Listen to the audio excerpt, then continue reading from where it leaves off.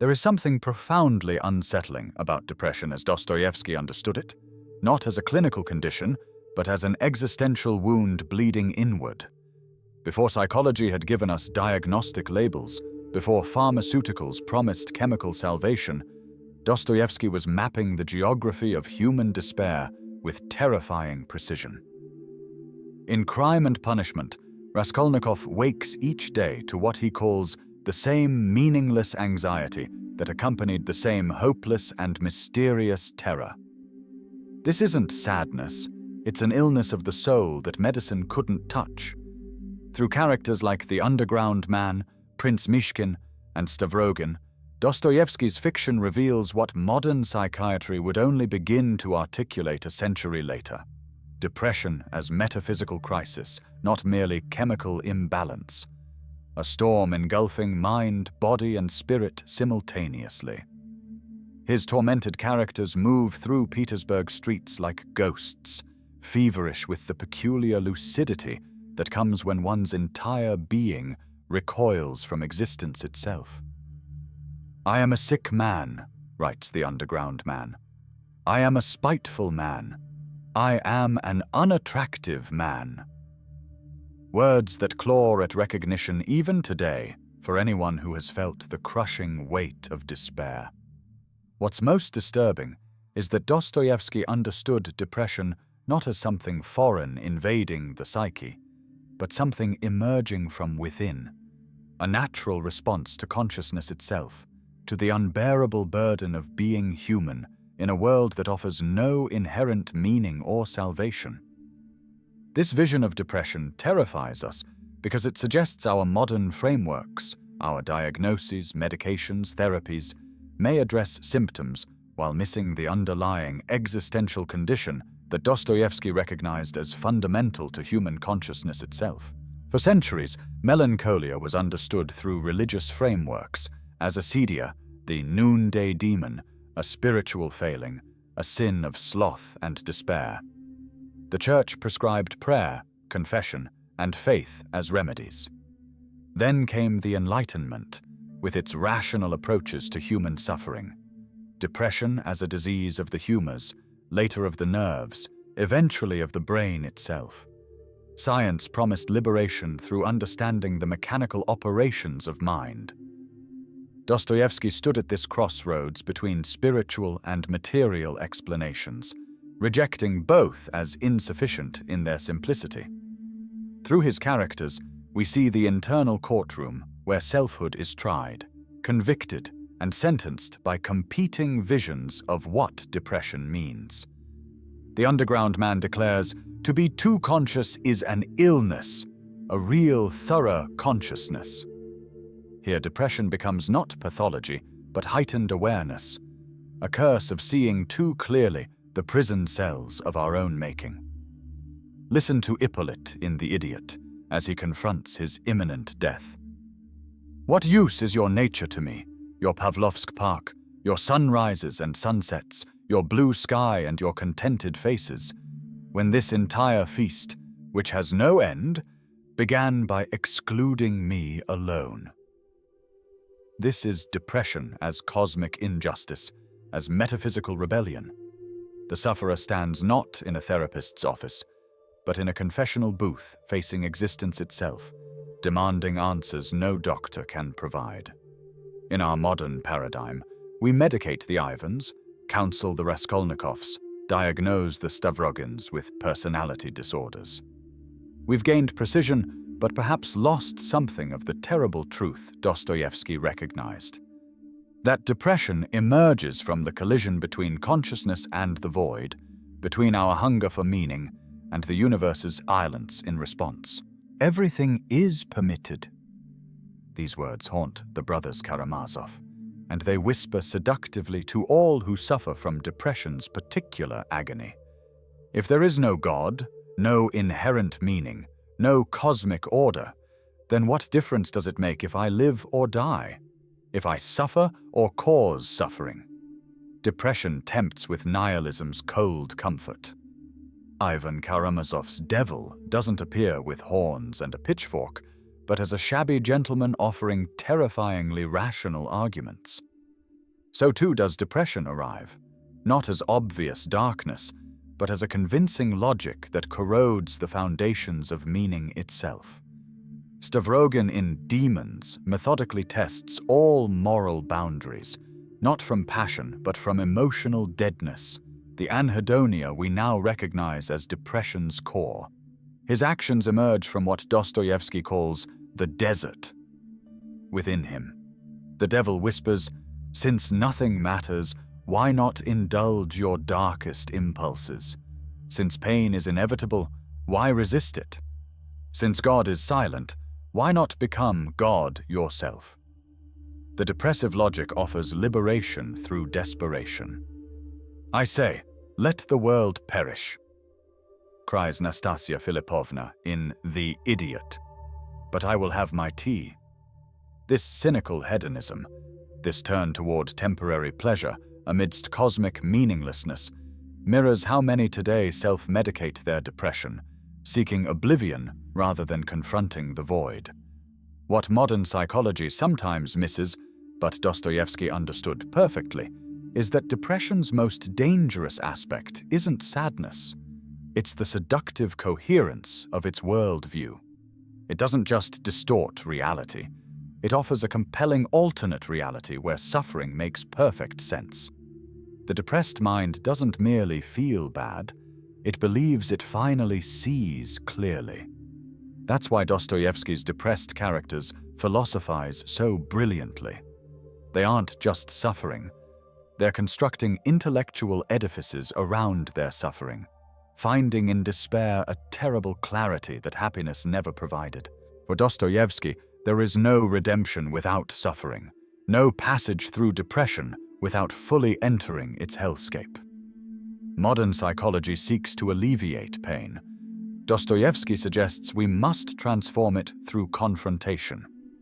In Crime and Punishment, Raskolnikov's breakthrough comes not in therapy or through medication, but in the brutal crucible of Siberian exile, a literal crossing through white wilderness that mirrors his internal journey through depression's wasteland. Pain and suffering are always inevitable for a large intelligence and a deep heart, Raskolnikov is told.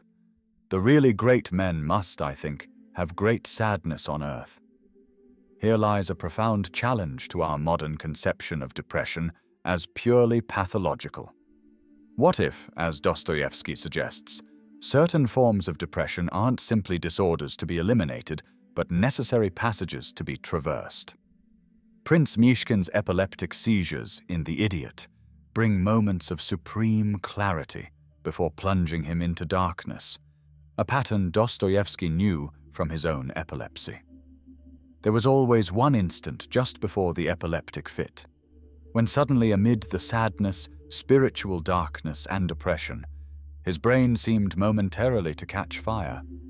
His sensation of being alive and his awareness increased tenfold at those moments. Depression, too, might contain such moments, thresholds where suffering breaks open to reveal something essential about human existence. This isn't romanticizing mental illness, it's recognizing that our modern impulse to eliminate all psychological pain might inadvertently close off pathways to deeper understanding. The crossing through depression in Dostoevsky's vision requires blood and dirt, requires descending into one's personal Siberia. Sonia tells Raskolnikov to kiss the earth he has defiled.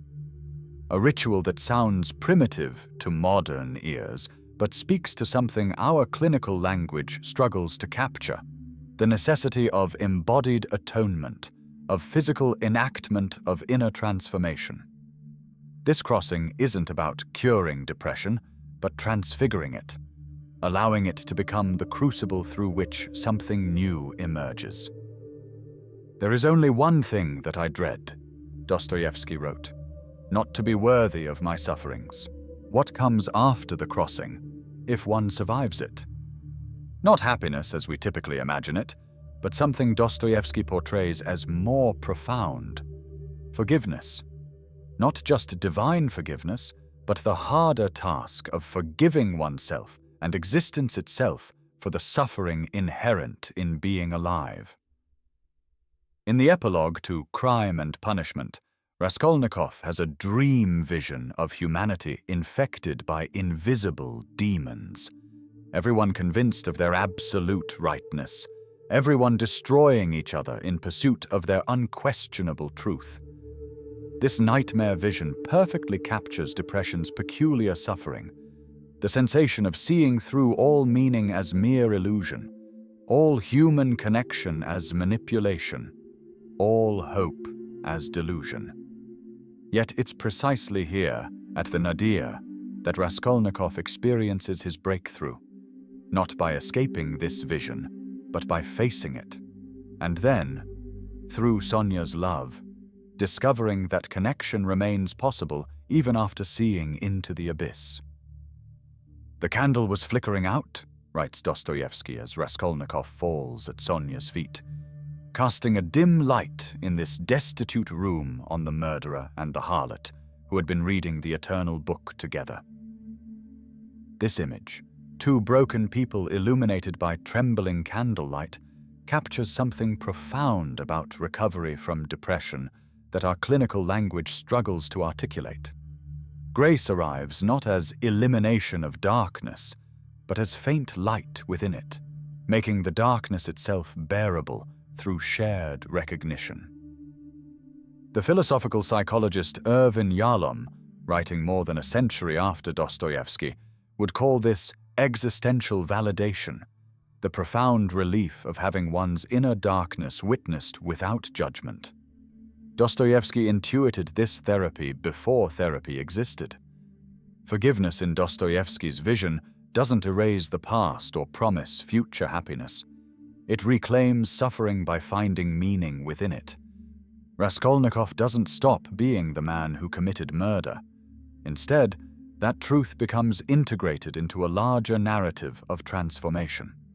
This parallels modern approaches to treating depression, not promising to restore some fictional, normal self that existed before depression, but helping the person integrate their experience of depression into a more complete understanding of being human. "If someone proved to me that Christ is outside the truth, and that in reality the truth were outside of Christ," Dostoevsky wrote, "I should prefer to remain with Christ rather than with the truth." These words illuminate his radical approach to depression.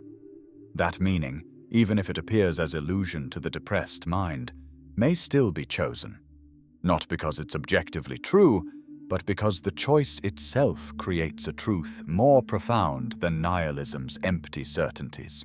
Modern psychology has given us invaluable tools to understand and treat depression. Medications that can stabilize brain chemistry, therapies that restructure thought patterns, support systems that provide crucial connection during darkness. Dostoevsky would not have rejected these advances. His characters desperately needed such help. But his whispered insight across the centuries reminds us of something our clinical language sometimes obscures: that depression isn't just a malfunction to repair, but an existential condition interwoven with consciousness itself. The price, perhaps, of seeing too clearly the human condition. "Much unhappiness comes from walking alone," wrote Dostoevsky.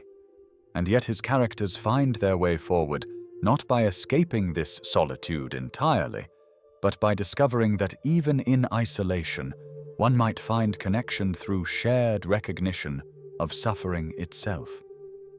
In your darkest moments, when depression whispers that all meaning is illusion, consider Dostoevsky's quiet revelation that even if meaning is constructed rather than discovered, the act of construction itself becomes a defiant assertion of humanity against the void. "We are all Karamazovs," he reminds us, capable of both the sublime and the terrible, containing within ourselves the angel and the devil in ceaseless dialogue. Depression may be the devil's monologue, but recovery comes when we allow other voices to speak again. What experiences have you had with depression, and does Dostoevsky's vision resonate with your understanding? Share your thoughts in the comments below. In our next exploration, we'll examine how Nietzsche's concept of the Übermensch offers another pre-psychological framework for understanding modern depression. Remember, even in the cold church of your deepest despair, a candle still flickers, casting tremulous light on the eternal book we all must read alone, yet somehow together.